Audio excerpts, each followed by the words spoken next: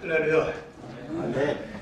오늘 이렇게 존경하는 분들 많이 뵙게 되고 또 인천 탄주에 협력하시는 많은 분들을 만나서 반갑습니다. 여러분 모두에게 하나님의 크신 은혜와 사랑과 축복하심이 넘칠 주의 이름으로 축원을 드리겠습니다. 아멘. 우리 하나님께 감사와 찬송과 영광의 박수 한번 드리겠습니다.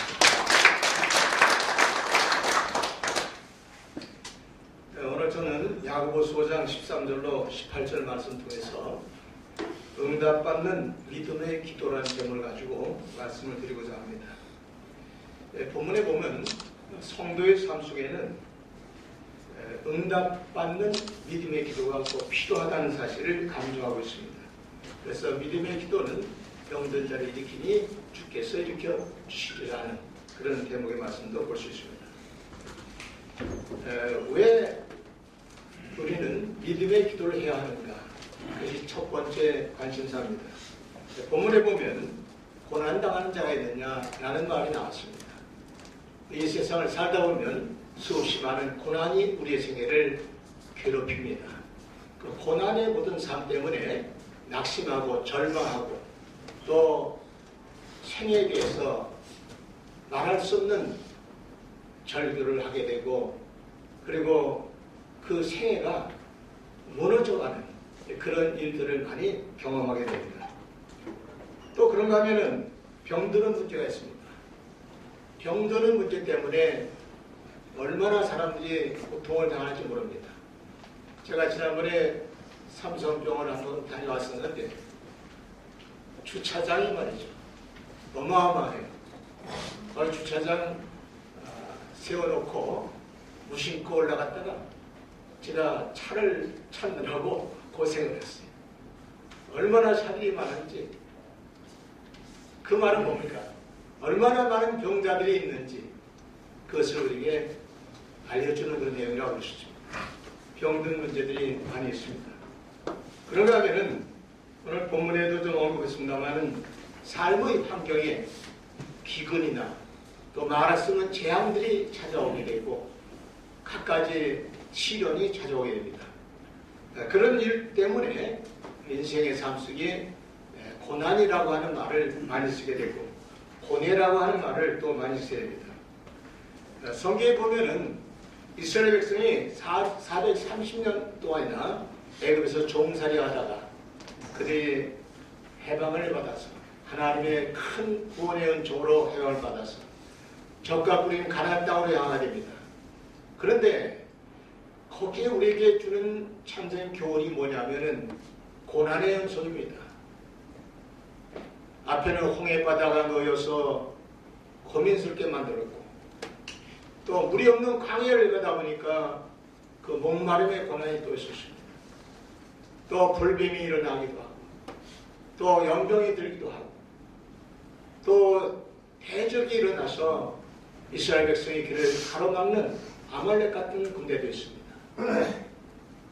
수없이 많은 고난의 연속이 진행되는데 그 진행될 때마다 이스라엘 백성들이 원망하고 불평하다가 많은 채찍을 맞는 내용들을 속에서 볼 수 있습니다. 인생의 삶은 고난의 행진입니다. 그런데 성경은 우리에게 교훈합니다. 고난이 있다고, 문제가 있다고, 그 모든 생애 속에 어려움이 있다고 그것 때문에 낙심하고 절망하고 불평, 원망하는 인생이 되지 말고 그 문제를 풀어갈 수 있는 인생이 되라 이렇게 교훈하는 겁니다. 그것을 풀어갈 수 있는 비결이 뭐냐? 그것을 오늘 야고보 선생은 우리에게 교훈하는 겁니다. 믿음의 기도를 해라. 믿음의 기도는 역사하는 힘이 많다. 믿음의 기도를 하는 것입니다. 오늘 예수 그리스도로 말미암아 구원받고 예수를 믿어서 천국 시민권의 티켓을 받은 저와 여러분, 우리는 이 땅에 살아가면서 천국 백성이라는 것 그 자체로서 끝나는 것이 아니라 이 땅에서 내 자신의 생애가 끝나는 날까지 우리는 싸워야 될 것이 있습니다. 고난과 싸워야 됩니다. 질병과 싸워야 됩니다. 원수마귀와 더불어 싸워야 됩니다. 그런가 하면 기근과 재앙이 있듯이 환경과 싸워나가는 문제들이 많이 있습니다. 이런 모든 문제들을 해결하기 위해서 성경은 우리에게 얘기합니다. 고난이 있느냐? 그러면 믿음의 기도를 해라.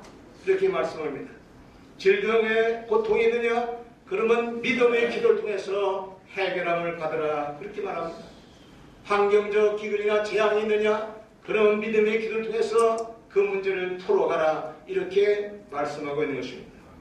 그러면 오늘 우리가 응답받는 믿음의 기도는 어떻게 해야 되는지를 알아야 한다는 것입니다. 많은 사람들이요, 그냥 믿습니다. 그리고 기도 생활을 하면 될까 그런 생각합니다. 또 어떤 사람은 부르치라 하시니까 열심히 부르치면 응답될 것이라고 그렇게 막연하게 생각할 때가 많습니다. 자식이 부모에게 요청하면 강청하는 뜻에서 들어주시지 하나님은 들어주지 않겠느냐 그렇게 생각하고 있습니다. 이 모든 말씀들이 다 틀린 건 아닙니다. 그러나 그것이 정답이라고까지 말하기는 어려운 것입니다. 성경을 깊이 상고해 보면은 우리가 알아야 할 믿음의 기도는 아주 중요한 원리와 법칙이 있다는 것을 우리에게 알려주고 있습니다. 응답받는 비밀이 있다는 것을 알려주는 것입니다. 그러면 이 응답받을 수 있는 믿음의 기도는 어떻게 해야 되는가? 첫째로 믿음의 언어가 선행되어야 한다는 것입니다. 믿음의 언어가 사용됩니다. 여러분, 우리가 신앙생활 할 때 이 믿음의 언어가 없이 신앙생활하는 사람은 믿음의 사람이 아닙니다. 진정한 믿음의 사람은 신앙의 언어가 그 생애 속에서 나타나고 역사해야 됩니다. 그것을 잘 가르쳐주는 것이 뭐냐면 창세기 17장 5절과 15절 말씀 보면 하나님이 아브라함에게 분부한 말씀이 나옵니다. 아브라함이 75세 때 이후에 하나님과 교제하면서 간절히 기도한 제목이 뭐냐면 아들을 달라는 것입니다. 하나님 아들을 주겠다는 약속은 하셨는데 현실적으로는 아들이 나타나지 않습니다. 그래서 이 아브라함이 여러 가지로 고민하면서 하나님께 얘기합니다. 하나님, 내가 아들을 달라고 구해도 안 주시니까 내 집에서 길려온 엘리에셀이라는 종이 있는데 거기에서 내가 양아들을 삼아야 되겠습니까? 라고 질문합니다. 하나님께서 아니라고 말합니다. 그 다음에도 또다시 이 아브라함이 하나님께 기도하니까 하나님이 내게서 날 씨가 바로 내가 원하는 내 아들이 될 것이다. 이런 응답을 합니다. 그래서 그것을 가지고 자기 부인과 의논하다 보니까 하갈이라는 몸종을 집안으로 맞이해가지고 이스마엘은 아들을 낳습니다. 그 이스마엘 아들을 낳고 난 다음에 하나님 뜻대로 아들을 낳았습니다. 이렇게 얘기하니까 하나님이 아니라고 합니다. 아브라함은 얼마나 답답한지 몰라요. 근데 17장에 가서 하나님께서는 아브라함이 이렇게 말합니다. 아브라함아, 아브라함아, 나는 전능한 하나님이라. 내가 능치 못함이 있겠느냐? 이렇게 얘기하십니다. 그러면서 이제부터는 내 입에 말을 바꾸라. 그렇게 교훈하는데 5절에서 보니까 아브라함의 이름 아브라함을 아브라함이라 해라. 히브리 말에는 점 하나 찍어도 뜻이 달라집니다. 그리고 네 아내는 사례를 사라라고 이름을 붙여라. 이 히브리 사람들은 남편과 아내가 이름을 불러가면서 합니다. 하나님은 그것을 이용하는 거예요. 그 입술로 뭐라고 말하느냐? 나는 많은 자식을 둔 아버지다. 나는 민족을 거느리는 아버지다. 이런 뜻을 가지고 말하라는 것이고, 그리고 사례를 사라 말하 것은 나는 많은 민족의 어미다. 나는 많은 자식을 둔 어미다. 이런 뜻을 가지고 입으로 말하라는 것이고, 아브라함이 그 말씀대로 입을 열어서 말하기 시작했습니다. 자기 아내를 부를 때는 살아요라고 부릅니다. 많은 자식도 나고 어머니요라고 하는 뜻을 가지고 불러줍니다. 그 부인이 뜰에 나가 있는 남편을 부를 때에 아브라함이시여 라고 해주십니다. 그 말은 많은 자식을 둔 아버지여 많은 민족의 업이라고 하는 말을 쓰고 있는 겁니다. 이렇게 서로 주고받는 그런 내용을 우리 성경에서 읽어보시는데 이렇게 하기 시작할 때 하나님께서 그것을 의로 인정하시고 그에게 백세가 돼서 아들 이삭을 줬다고 성경이 말하고 있는 겁니다. 여러분 여기서 우리에게 주는 교훈이 뭡니까? 입으로 말하고 살아가라는 거예요. 생활 속에서 믿음의 언어를 쓰라는 거예요. 오늘 많은 사람들이 생활 속에서 믿음의 언어를 쓰지 않습니다. 그래서 아브라함도 그런 얘기했습니다. 우리 아내는 여자 무실할 수 있는 나이가 지났기 때문에 아들을 갈 수 없을 겁니다. 이런 얘기도 했고 여러 가지 인간적인 생각의 범위에서 여러 가지 논리를 전개했습니다. 하나님은 그것을 모두 다 아니라고 하셨습니다. 하나님이 하시면 된다라는 말을 쓴 겁니다. 여러분 누가복음 18장 27절 말씀이니까 무릇 사람이 할 수 없는 것을 하나님은 하실 수 있느니라. 이것을 얘기하라는 거예요. 또 이 어찌 언어가 우리 가운데 필요한 것을 가르치는 교훈이 민수기 14장에 나옵니다. 민수기 13장 25절로 33절과 14장 1절 25절까지 말씀을 참조해 보면 상세한 내용이 나옵니다. 이스라엘 백성들이 가나안 땅을 정복하기 위해서 먼저 백성들의 요구를 따라 모세가 12정탐꾼을 보내서 가나안 땅을 정탐하고 옵니다. 그리고 또 파란 광야에서 그들이 보고대회를 갔습니다. 근데 그 보고대회 때 10정탐꾼들이 와서 이런 얘기를 합니다. 그 땅에 가보니까 정말 살기 좋더라. 정말 포도나무도 이렇게 무성하게 자라서 열매를 가져왔다고 열매도 보여줍니다. 그리고 그 땅은 너무나도 살기 좋고 아름답다는 것도 얘기합니다. 그런데 10정탐꾼이 뭐라고 얘기합니까? 좋기는 좋은데 우리가 들어가 살 만한 땅은 아니라고 얘기합니다. 왜냐하면 그 땅 성읍은 견고하고 또 그들의 백성들은 강대하고 그 땅은 산악지대가 많아서 쳐들어갈 수도 없다. 또 성벽은 높다. 그런 얘기를 하면서 도저히 안 되는 일을 모세와 아론이 우리에게 시켰다고 그렇게 얘기합니다. 그러니까 온 백성들이 들고 일어납니다. 분노가 일어납니다. 요즘 같으면 촛불 집회하는 겁니다. 막 들끓어서 애굽으로 돌아갈 지휘관을 다시만 우리가 세우고 애굽으로 돌아가는 게 낫다. 차라리 종로로 도는 게 낫지. 이 가나안 땅 들어가다가 다 멸망한 무엇이 유익하겠냐. 처자와 자식이 다 사로잡혀서 종이 될 텐데 그것이 없겠냐 하면서 변론을 벌입니다. 이때 여호수아와 갈렙이 나타나서 여러분들이요 우리가 가본 그 땅은 너무나도 좋은 땅이요 아름다운 땅이요 젖과 꿀이 없는 땅인데 하나님 여호와께서 오늘까지 우리를 지켜주시고 우리를 도와주셨으니 앞으로도 도와주실 것이다. 그러니 우리가 그 땅을 차지하자. 그 땅은 우리가 차지할 수 있는 우리의 밥이다. 아멘. 우리의 먹잇감이다. 그렇게 얘기하면서 외칩니다. 그러나 군중들은 이미 불신앙에 사로잡혀 있습니다. 그래서 막 들고 일어난 사건이 난다. 이 사건 때 하나님께서 나타나가지고서 하시는 말씀이 이것입니다. 그들에게 이르기를 여호와의 말씀에 나의 삶을 가리켜 맹세하노라. 너희 말이 내 귀에 들린 대로 내가 너에게 행하리니 너희가 말한 그 말을 내가 들은 대로 행하겠다. 망하겠다는 사람한테 망해주고 멸망하겠다는 사람 멸망시켜주고 이렇게 하나님께서 들은 대로 행하시고 그리고 여호수아 갈렙 두 사람에서는 너희가 나를 경외하는 것을 알겠다.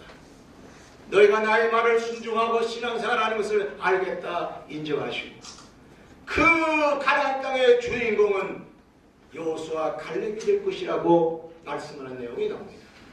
여기서 우리의 중요한 교훈을 주고 있는 것입니다. 그 중요한 교훈이 뭡니까? 평상시에 믿음의 말을 하고 살았느냐 평상시에 믿음의 말을 하지 않고 살았느냐 이것을 하나님은 듣고 계시다는 겁니다. 저는 많은 분들이 새벽 기도를 열심히 합니다. 철야 기도를 열심히 합니다. 근데 응답 많이 못 받는다고 합니다. 왜 응답 못 받았어요? 평상시에는 믿음의 말을 안 해요. 저하고 가장 친한 친구가 두 사람도 있습니다. 그 어느 목회자인데 어느 날 이런 얘기를 했습니다. 20년 전 얘기입니다. 이 목사 건강보험 좀 많이 들어나. 저도 건강보험 들었었습니다. 근데 제가 하나님의 말씀을 듣다가 하나님을 읽다가 이건 제게 주신 뇌마인데 성경에 보니까 모세가 120년을 살다가 느부산에서 죽었는데 그가 죽기까지 하나님 일을 사역하면서 눈도 쉬하지 않고 귀도 쉬하지 않고 몸도 쉬하지 않고 건강하게 살다가 하나님이 오라고 하시니 갔다는 내용이 나오더라고요. 그 내용을 읽다가 감동을 받았어요. 제가 하나님의 성령의 뇌마를 받아서 감동을 받아서 주여 나도 모세같이 사는 날까지 건강하게 살다가 건강하게 사역하다가 주 앞에 가기를 원하오니 허락하십시오. 그때 제 마음에 그런 확신이 들어오면서 하나님께서 내 마음속에 그런 감동을 주시더라고요. 그래서 그때부터 제가 건강보험을 들었던 거 수십만 원씩 내가면서 들었던 거 전부 다 없애버렸어요. 그리고 지금까지 건강보험 안 들고 살아요. 그렇다고 내가 여러분들이 건강보험 들지 말라고 말하는 거 아닙니다. 이건 내가 하나님께로 받은 내 말이니까. 그래가지고 내 친구 두 사람과 함께 만나서 그런저런 얘기를 했더니 그 중에 한 사람이 뭐라 그러냐면은 이 목사 너무 신비신앙으로 살지 마라. 늙어지면 병들게 돼 있고 살다 보면 이런 병 저런 병 들게 있어. 보험을 잘 들어갖고 그것을 처리하는 게 지혜로운 거지. 그렇게 막연하게 나는 건강하게 살 거라고 생각하고 산다면 위험천만한 일이야. 그래가지고 또 한 친구도 나에게 말하기를 너무 그렇게 살지 마라. 의사도 하나님이 주신 것이고 병의 약도 하나님이 주신 건데 그렇게 살지 말라고 저한테 얘기를 하더라고. 그래 그럼 너희들은 너희들대로 너희들 믿음대로 살고 나는 내 믿음대로 살 테니까 그래 하라. 근데 그렇게 강력하게 나한테 신비주의로 살지 말라는 친구는 지난 5월달에 세상을 떠났어요. 병 들어가서 떠났어요. 간암으로 온몸에 전신에 또 암세포가 퍼져서 세상을 끝났어요. 또 한 친구는 그 폐에 무슨 어떤 병이 생겨가지고 그것을 수술 안 하고 세브란스 병원에서 2천만 원이 넘게 수술비를 들여가면서 그 수술을 했습니다. 내가 병원에 찾아가니까 나보고 뭐래요. 이 목사 나 보험 안 들었으면 빚쟁이 될 뻔했어요. 보험금으로 모든 걸 처리할 수 있어서 얼마나 다행인지 몰라 그러면서 얘기하더라고. 그러면서 또 나보래. 보험 들어놓으라고. 저는 그 얘기를 들으면서 그 생각을 했습니다. 목사인데 하나님의 말씀을 전하는 하나님의 종인데 왜 믿음의 말을 하지 않고 살아가는지 몰라요. 왜 현실적인 생각을 하고 살아가는지 몰라요. 왜 합리적인 생각에만 빠져있는지 몰라요. 그는 그 생활 방식대로 지혜롭게 산 것인지 모르지만 그것은 믿음의 말을 하지 않았기 때문에 그가 병들었을 때 하나님이 기도하면 응답을 안 하시는 겁니다. 여기 이스라엘 백성들이 말이죠. 그렇게 불신앙적인 말을 하다가 나중에 가나안 땅에 못 들어간다고 하나님 말씀하니까 그제서야 그들이 아모리 진영을 향해서 가나안 진영을 진격해 나가겠다고 산으로 올라갑니다. 그래도 하나님께서 뭐라 하십니까? 너희가 이제 회개한다고 되는 것이 아니고 이제 너희가 하나님 말씀대로 싸우러 나간다고 되는 것이 아니다.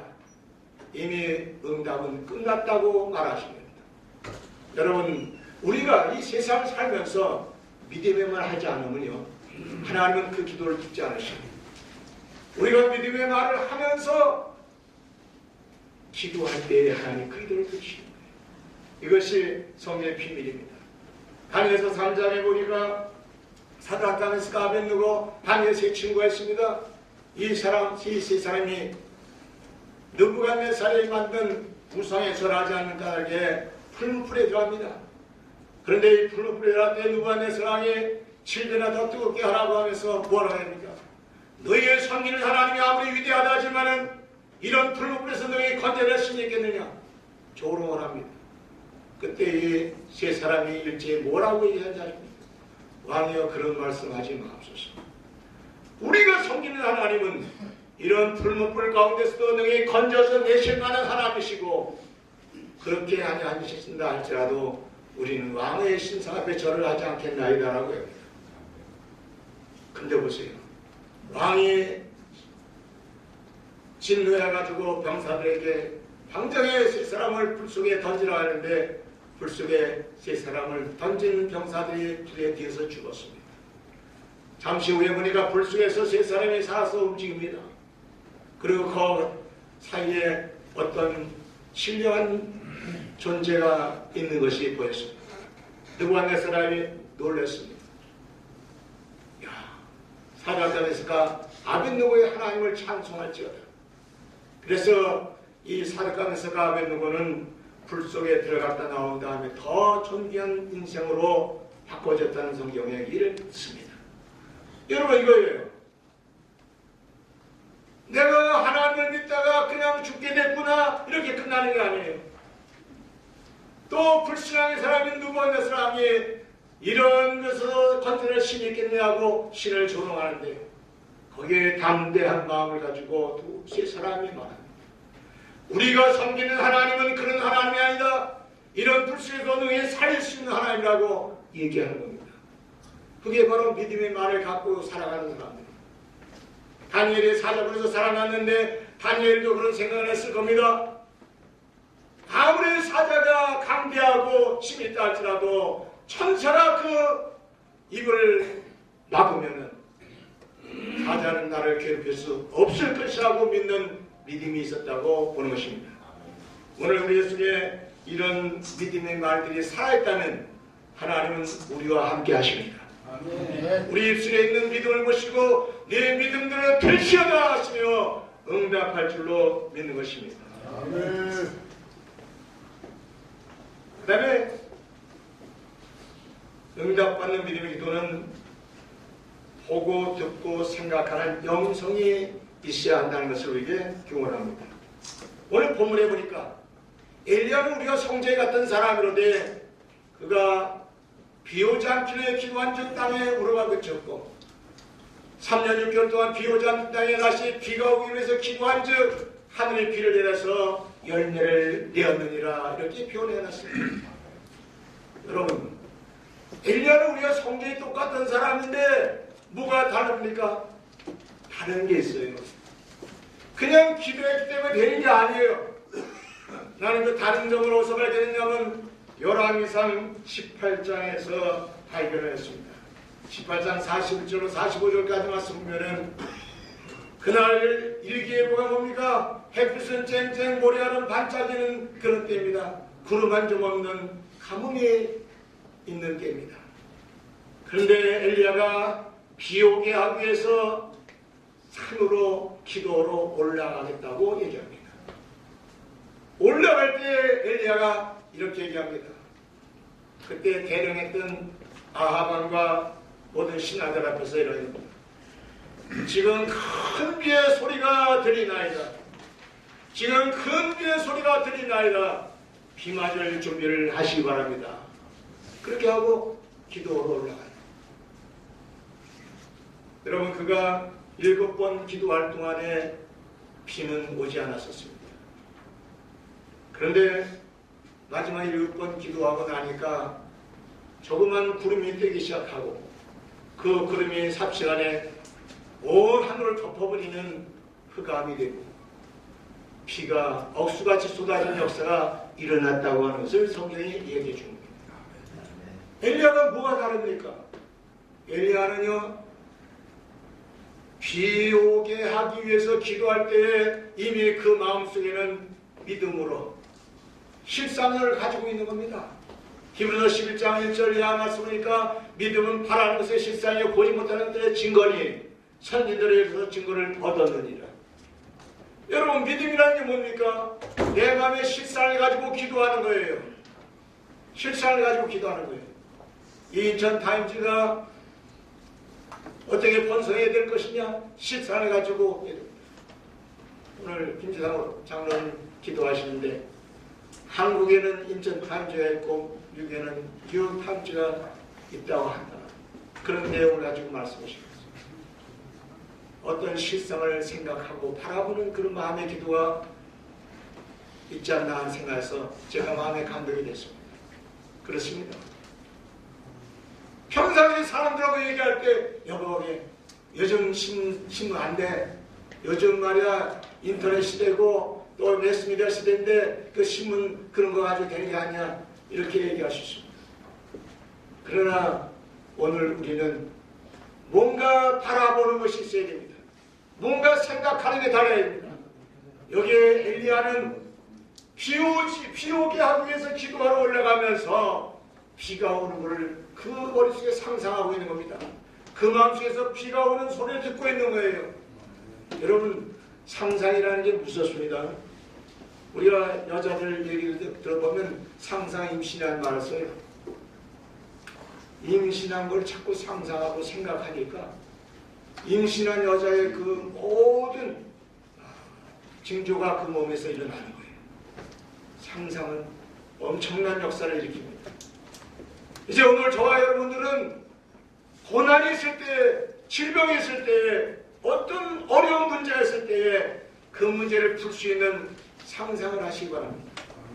그리고 뭔가 응답받을 수 있는 실상을 바라보는 그런 마음을 가져야 됩니다. 창세기 3장에 보면 야곱이 바라봄의 법칙으로 양떼의 축복을 받은 내용이 나옵니다. 간단하게 얘기하십니다. 양을 치는데 삼촌 나무의 양떼를 치는데 삭스를 정했습니다. 흰 양을 치는데 야 야곱아, 흰 양을 칠 때 검은 양이 나오고 얼룩무늬 양이 나오고 점 있는 양이 나오면 그것은 내 삭시고 흰 양이 나오면 내 삭시다 이렇게 정했습니다. 유전학적으로 보세요. 유전학적으로는요 흰 양을 칠 때 흰 양이 나와 있지 어떻게 검은 양이에요? 근데 야곱은 그 약조를 그대로 하지 않았습니다. 야곱에게는 영성이 있었습니다. 첫째, 하나님 믿는 믿음이 있었습니다. 그리고 하나님의 약속, 내가 너를 창대케 하리라, 내가 너를 도와주리라, 내가 어디로 가든지 무엇을 하든지 내가 너와 함께 하리라는 하나님의 약속이 있습니다. 그 약속을 믿는 이 야곱은 흰 양을 치면서 검은 양이 쏟아나오고 얼룩무늬 양이 쏟아나오고 점인 양이 쏟아나오는 것을 그는 상상하고 바라보면서 그 양을 쳤습니다. 그래서 신풍나무, 버섯나무, 살구나무 가지를 엮어다가 울타리 만들고 그 모습이 자기가 바라보는 대로 나타나기를 기도했습니다. 하나님은 그 야곱의 바라봄의 법칙을 보고 있고 내가 상상하고 내가 바라보는 대로 응답하겠다고 해서 양떼와 소떼를 엄청나게 복을 주셔서 동방의 거부가 된 줄 믿으시기 바랍니다. 아멘. 이렇게 오늘 우리는 보는 것이 달라고 또 듣는 것이 다르고 또 생각하는 것이 달라야 한다는 것입니다. 마지막으로 한 가지 말씀드립니다. 응답을 방해하는 죄를 회개하라 하는 것이 성경의 교훈입니다. 오늘 말씀 보니까 고난이 있느냐 병든 자가 있느냐 이런 문제가 있느냐 그러면서 여기에 곁들여 하신 말씀이 뭡니까? 너희가 너희 죄를 서로 고하며 병을 낫기 위해서 기도해. 이 말은 무슨 말이냐면 죄가 있는 한은 응답이 없다는 것을 가르쳐주는 겁니다. 그래서 이 기독교 신앙은요 늘 회개하면서 하나님과 관계를 회복하는 겁니다. 회개한 다음에 하나님께 기도하는 겁니다. 그런 응답이 있다는 것을 말합니다. 이사야 59편 1절 이하에 맞습니까? 내가 손이 짧아 구원하지 못한다니요 내가 귀가 둔하여 듣지 못한다니라. 너희와 나 사이에 죄악이 놓였습니다. 여행가 속에 그런 게 있죠. 당신과 나 사이에 저 바다가 없었다면 들어있어요. 저는 그걸 옛날에 불렀었는데 기도하다가 그 가사를 좀 바꿨어요. 주님과 나 사이에 제 바다가 없었다면, 제 바다가 있으면요 주님과 나 사이가 멀어져요. 가까이 갈 수가 없어요. 그래서 성경은 우리가 말하는 겁니다. 마태복음 3장 1절에도 너도 마태복음 4장 17절에 나왔으니까 회개하라 천국에 가느니라. 천국은 회개하는 자에게 주신다는 겁니다. 이 말을 더 바꿔 말하면은 믿음의 기도를 하는 사람들아 회개하여 믿음의 기도를 해라. 그러면 내가 응답하겠다. 그것을 이야기해주고 있는 것입니다. 요한일서 1장 9절에 너희가 너희 죄를 자백하면 저는 미쁘시고 그러사 너희 모든 죄를 사시며 너희 모든 불에서 깨끗하게 하시느니라. 예수 그리스도가 우리에게 흘리신 보혈의 피로 말미암아 죄사함 받는 신앙은 늘 회개하면서 하나님께 나가는 겁니다. 늘 회개하면서 믿음 생활하는 겁니다. 오늘 여기에 오신 저와 여러분 응답받는 믿음의 기도 생활 열심히 하시기 바랍니다. 아멘. 여러분의 생애 속에 있는 고난의 문제가 해결됩니다. 질병의 문제가 해결됩니다. 아멘. 그리고 또 여러 가지 기근과 재앙이 있다 할지라도 환경적인 문제가 할지라도 그 모든 문제는 아무것도 아닌 것 같이 해결되는 역사가 일어날 것입니다. 적과 뿌린 가나안 땅으로 들어가는 이스라엘 백성들처럼 이 땅에 살아가는 동안에 또 이기고 또 이기며 승리해 나가는 그런 삶이 되기를 주 이름으로 축원을 드리겠습니다. 기도하시겠습니다.